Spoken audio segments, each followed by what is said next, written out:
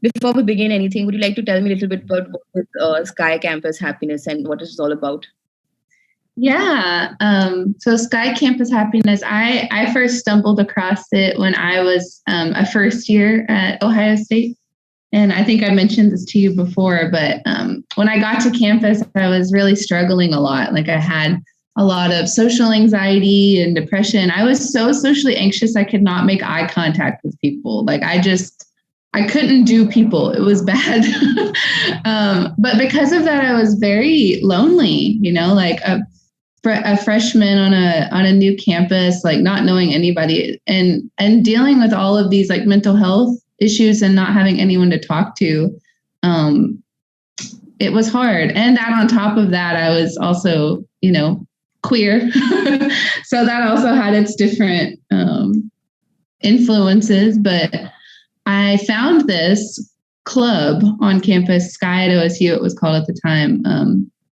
And I just started hanging out with those people. They were so sweet, and they invited me to this then it was a 5-day retreat. And I went to the meditation retreat, and it was like mind blowing. The sky breath meditation that I learned there was just so powerful. And I feel like it really lifted a lot of that, those burdens that I was carrying, and the positive community really helped me come out of my shell. Yeah. So now I've been practicing that sky breath meditation for the past 5 years. And I was telling you before, I could not live without it now. I feel like it's the one thing that really holds me together and gives me energy, more energy to do everything I need to do, and yet still remain centered and calm and happy throughout all of it. Yeah. So of course I got inspired to bring it to more campuses and more students. And I eventually became a sky breathwork meditation facilitator teacher. So now I can teach the 3-day workshops, and I also work full time for Sky Campus. So we work on bringing it into more and more universities across the U.S. So that now we're really focusing also not on just students, but faculty and staff. Like, how do we really improve the whole campus mental health situation through breathwork and meditation? So yeah, that's just a little bit of a background about me and how I found it and what it is. That sounds like it's really cool. As I was just saying, that just getting somebody to listen to what meditation is and how it can actually help you is such a big deal. And now, since you're practicing at such a big level, and yes, of course, university students, I think, are one of the most misunderstood, let's say, part of our society, because they're going through so many changes. They've just become adults, or they're about to become adults, and there's so many responsibilities which they didn't have earlier, and there are so many things that they have to go through in the changes. And at the same time, when they belong to a queer community, it's even more difficult for them. Like being a psychologist myself, I have practiced with them. I have worked with the queer community, and just listening to the struggles that they go through, when you compare it with the struggles with the college students who are not a part of the community, it's really difficult for them to just get a hold of their own identity. They're struggling themselves. They don't know who they like. They don't know where they're coming from, their sexuality. They're still exploring, and suddenly there's this whole social anxiety of being there in the campus and don't know anybody and don't know who to talk to and whether they'll be queer friendly or not. And there's so much. And then when in those times you hear somebody who's just coming and being like, oh, we can try meditation, and it's there something that will help you belong to a group, a community, and it's just gonna help you, and then you try it. So I'm hoping that actually people do sign up for it and listen to it, and hopefully practice it every day. We never know, but one can hope. So yeah. You said that you're a psychologist for the LGBT community, right? Yeah. I'm curious to hear a little bit more about like your background and your work and what you do there. Yes, definitely. So me along with a friend of mine, we started Mental Health Today. And the reason for that was because of the ill information that is available about mental health, especially in our country of India. So it is not something that people really talk about. It's still a taboo topic. And whenever somebody is struggling with some emotional issues or some issues that deal with the mind, they go to Google, and they don't, because they don't know who to talk to and they don't know who to consult. And Google, as we know, has got a variety of articles and stances that they take, so they don't really promote anything. It's just articles that are published, till the extent that once I read this very sad article that said that if you're struggling with depression, then killing yourself is the only option. And I read that and I was like, imagine somebody who's struggling with depression and they read it. So they're inevitably going to think about suicide, and then they might even do it. So it's so Yeah. difficult. And that is what made me and my friend, we kind of just, we thought about that. No, we have to play our parts as psychologists to train to do this and build a page where we have all aspects of mental health today, mental health in one place. So we have blogs, we have podcasts, we have conversations like this, we have webinars, we have a MHT store, which has got a beautiful list of, like mental health related products and mental health related apps and mental health related books and courses online and things, all legit, that are easily available in India and also abroad if they want to order that. And it's so surprising to see that there are so many of these different things that are everyday things which can actually help. So, for example, there's a weighted blanket that can actually help with anxiety, which people didn't know about. And it's easily available in India. And if anybody just takes that weighted blanket, it gives them that little bit of comfort while sleeping. And the sleep quality tremendously improves.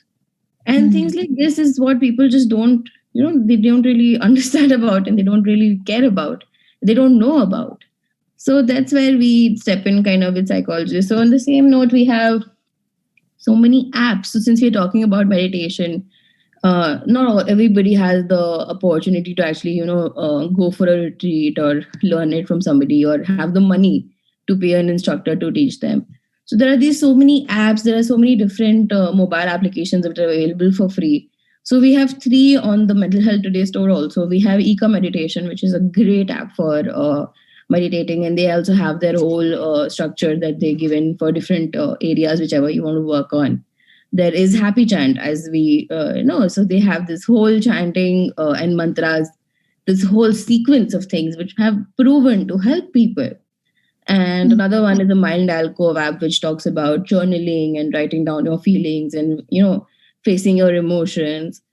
So all these things and our efforts, when we put it in the community, we are hoping that we might be able to see a little bit of change in, especially in the LGBTQ community, because I don't know if you've read about or not, but they are literally the one community which is on the lower end of the mental health chart. Let's say, they Yeah. have so many difficulties and they have so many issues that it becomes really difficult for them to take care of their mental health.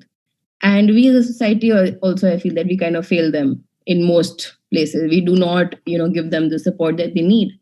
So I will be tagging a lot of researches in the description below if anybody wants to read about them. What are the rates? What are the statistics that are there available? How can we improve also a little bit of that? Everything will be there in the description below. But one research I really wanted to mention was by a certain Amy Finlay Jones et al., who is from Australia, and they spoke about how group mindful self compassion training can improve the mental health outcomes of LGBTQI young adults. And it's still in the like a basic stage, and they're still doing about it. But I will be tagging it down below for anybody who wants to read. The gist of it was that how just mindful self compassion training, or what we can say, let's say something around meditation or just self love, practicing something that you accept yourself, can really help and have good mental health outcomes for people. So, Caitlin, I can go on and on about this topic. I can go on and on about how much we as a society are failing the queer community and how difficult it is for them to just accept themselves and make the society accept themselves. So, I think we should just kind of move on and then we can come back to it again. And, we it's really nice to see that there are so many people who are practicing meditation and they're incorporating mindfulness into their practices, and like prescribing them or whatever, how we want to put it, or giving it to them, showing the beauty of this structure to people around us. So what do you think, how do mindfulness experts, or let's say somebody who practices meditation and breathwork like you, can help the cure community? Well, I mean, like, just speaking as a queer person myself, I feel like I've, although I may not, I always say sometimes there's this thing of like, am I queer enough? I don't know if you can tell that I'm queer a lot of the time. I think we come in so many different shades and variations, but I've struggled a lot with this. I think acceptance is a huge part of being a part of the LGBTQIA2S, there's so many letters now, right? Community. Acceptance has been a big theme, I think, for me. When I came out as queer in 2017, I'm from a very like conservative background. Like, so my family is very, Christian, like Baptist, and not to say anything against those communities, but sometimes there is, some resistance towards certain identities, right? So I think when I came out as queer, some of my family members had a really hard time with that, and that acceptance was kind of not there. So that was really a big struggle for me. Like, I mean, I was meditating at the time, but I feel like still it was so hard. Like, how do you really face that, right? Your family member like not even like acknowledging you anymore because you're queer. Like it's painful. And a lot of especially our queer youth, but our LGBT community in general are facing things like this, getting rejected from their family. And so it really does boil down to that acceptance. Like, and I think in the Sky retreat that we do, there's this little saying or sutra, as I like to call it, like, accept people and situations as they are. Like, it's sometimes people are just the way that they are, whether it's some conditioning or some background that they've been raised with. It's just the way that they are. And I think I had to come to that realization and also accept myself the way I am. Like, okay, someone else doesn't accept me. Can I accept me? And I think that's really the struggle that a lot of people are facing in the LGBT community, is like, how do you reconcile with that? Like really wanting that acceptance from the outside, but can we just bring it in from the inside? And then it doesn't matter what anybody else thinks. I mean, yes, we want everyone to, get educated, and but some people just don't change. I think that's really the one thing I realized is like, my dad, I don't know if he's watching this. I love you, Dad, but he's probably never going to accept that facet of my life. And that's okay for me, as long as I feel comfortable and accept that part of myself, So I think, yes, exactly. Having that sort of like self-compassion and that kind of mindset of like, what, I accept me, who cares what else what anybody else has to say. And I think meditation and mindfulness has enabled me to be in that, mindset. It's like kind of easier said than done. So meditation, I feel like, is like and breath work, it's such a powerful tool that kind of helps speed up that process of self-compassion. Okay. Now that was a little long-winded, but I don't know. No, it's my own personal experience. Yeah, these personal emotional experiences that we go through, this is exactly what builds like a webinar or just like a conversation. And I'm hoping that people who listen to this will relate.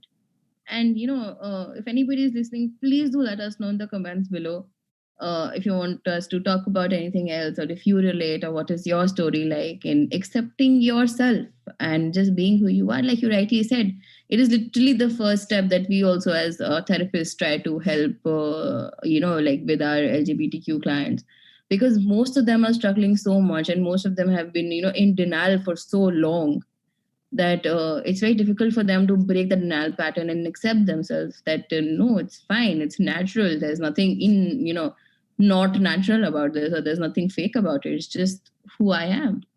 And on that note, I am very excited for this part of the session today.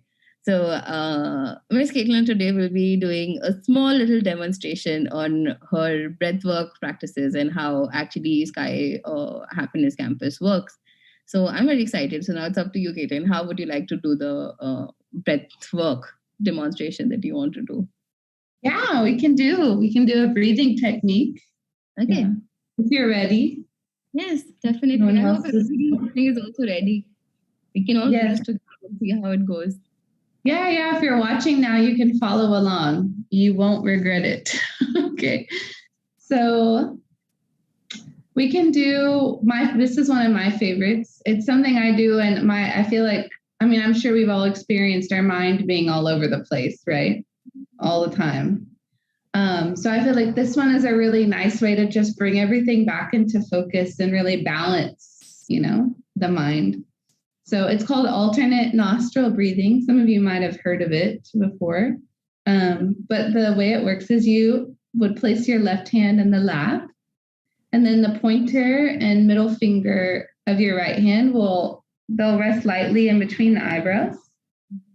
And then the thumb is going to rest on the right nostril, and the ring and pinky finger will rest on the left nostril. So just relaxing the shoulders. You can gently close the eyes, or if you can't close the eyes, maybe just keep them fixed on one point. And we'll breathe in through both nostrils. And you can close the right nostril and breathe out from the left.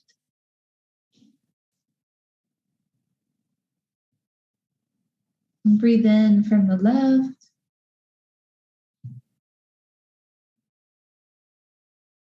Close the left and breathe out through the right. Breathe in right. Close the right. Breathe out from the left.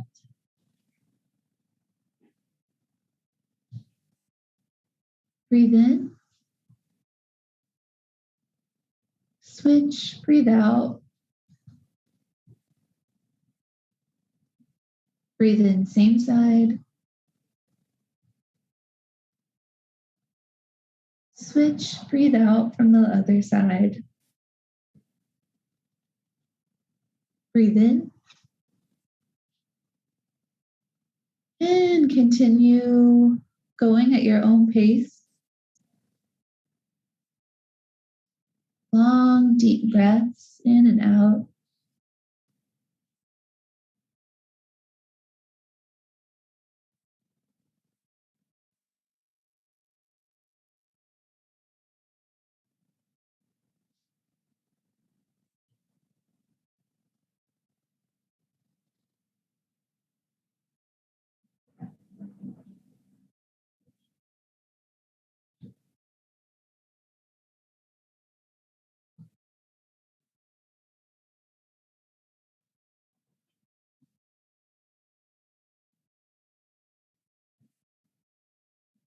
The longer and deeper the breath, the more the body and mind relax.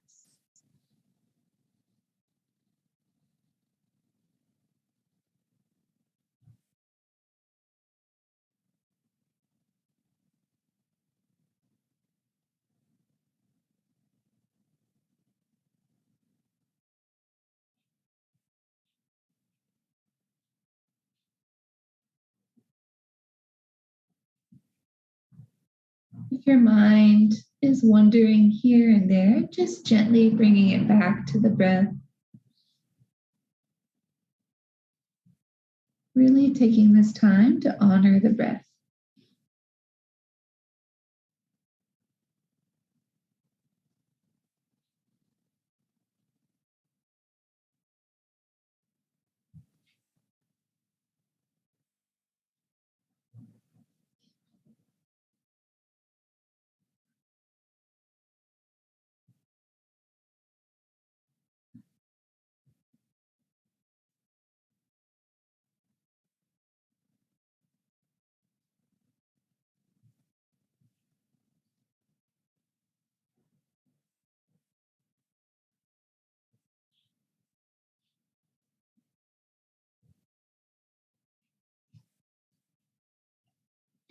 breathing out from the left nostril, you can gently relax the right hand in the lap.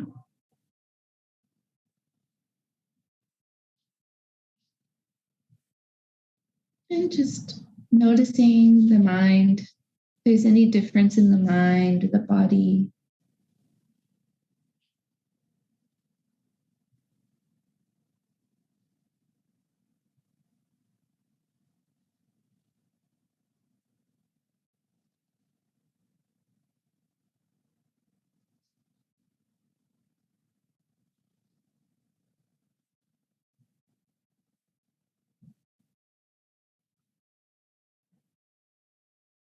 And take a deep breath in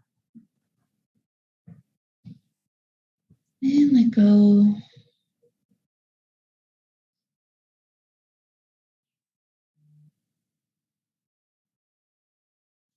Just becoming aware of your body and surroundings.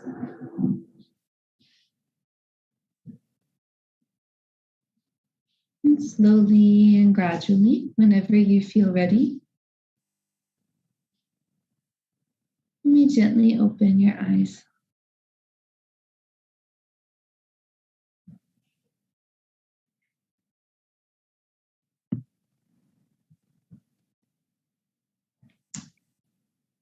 How are you feeling?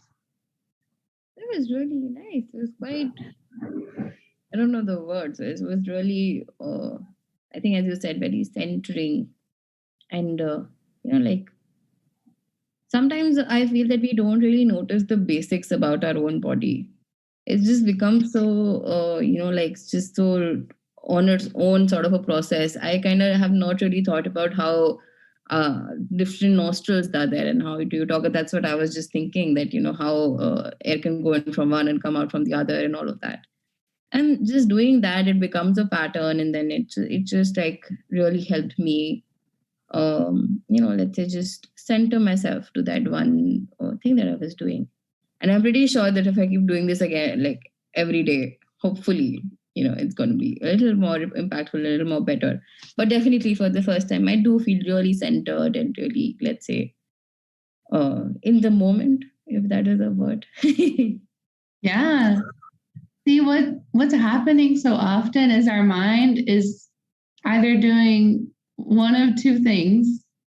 It's either in the past or it's in the future. Have you noticed this? A lot of time, the mind, it spends so much time worrying about the past. Oh no, it should have been like this. Why did I do that? Or getting stuck in the past, or worrying about the future. Like, oh my gosh, I have to do this, my to-do list. Oh no, what's next? What's next? What's next? Especially this one, I feel like in our busy world, we're constantly on to the next thing. So this like vacillation really causes a lot of stress in the nervous system. And the really where life is happening now, right? The present moment. Everyone constantly is talking about how important the present moment is, live in the now, but it's easier said than done. And I feel like the breath is that one thing that is constantly anchoring us to the present moment. We can't breathe in the past or the future. We can only breathe now. So I feel like breathing techniques are a really easy way to kind of center and bring our, mind back to this present moment. And that enables, us to go deeper into a meditative space. So I think that's the beauty of, what I practice, the sky breath meditation. It's a breath-based technique. And it's something very tangible, right? I know we talked about, sometimes people think meditation is, oh, that's too hard. That's not for me. Like that takes too much time, or I can't just sit, like my mind is too crazy. Well, everyone's mind is too crazy, to be honest, in this world. So I feel like the breath is so powerful. It just enables us to go right there. It's a lot easier than just sitting and being like, okay, meditation, come to me, I see people have to do that, just like sitting there and like fidgeting and scratching themselves and doing something and trying to very forcefully meditate. But sometimes just being in that moment and just, focusing on yourself, that is what makes the whole difference, I think. So, Yeah. yeah. On that note, I would like to thank you, Caitlin. Thank you so much for coming in today and talking to us and giving us this beautiful practice. It was really nice to just talk to you and converse with you. And I feel really nice and centered. So thank you so much, Caitlin. Looking forward to coming for you to come back on Mental Health Today and Happy Chant again, and like just hopefully do more collabs with you. Yes, thank you so much. It was so nice hearing about, your background and all the amazing work that you're doing. It's very important, this destigmatization of mental health. It's very good work. So happy to meet you and talk with you. And yes, this is just the first, I think, of many talks that we could have like this. Yeah. Okay. So, I'd like to tell everybody, please do follow Caitlin. She's there on Instagram, or you can also follow Sky Campus Happiness on various social media to learn a little bit more. You can follow Happy Chant on different social medias, and it will all be tagged down below, so you can all just go through the links and check them out. Sometimes it's on us to do this part and share it with as much people as we can. So if you know anybody who's struggling and does or does not belong to the queer community, and you feel would benefit from something like this, so please do reach out. You can reach out to us on Mental Health Today, or you can reach out to Caitlin directly, and all our details will be provided in the link below. And let's do our part in making a difference and trying to make this society a little more accepting towards the queer community. So, on that note, I will be now ending the webinar. And one more thing I want to mention before we go is the product called Newfini, which is just being launched on the mental health store. It is a beautiful product which actually improves your mental health state with neurofeedback. So I don't know if people know neurofeedback or not. It's got 8 EEG sensors over your temporal and parietal region, and also the frontal region of your brain. And it uses YouTube and Wi-Fi, and it's got a mobile app, and you can read all about it in the description below. But it is something, let's say, like a Fitbit for your mind part. So it will help you, let's say, find your focus, bring your focus back, get your attention in something a little bit like meditation, but also something a little tangible that you can see. So for all the people who are not into meditation but want tangible results, so that's a great product for people to check out, and it's going to be down in the description below. And as I said, please do follow Happy Chant and Caitlin or Sky Campus Happiness, and let's all of us together make a difference in this society. Thank you. Thank you.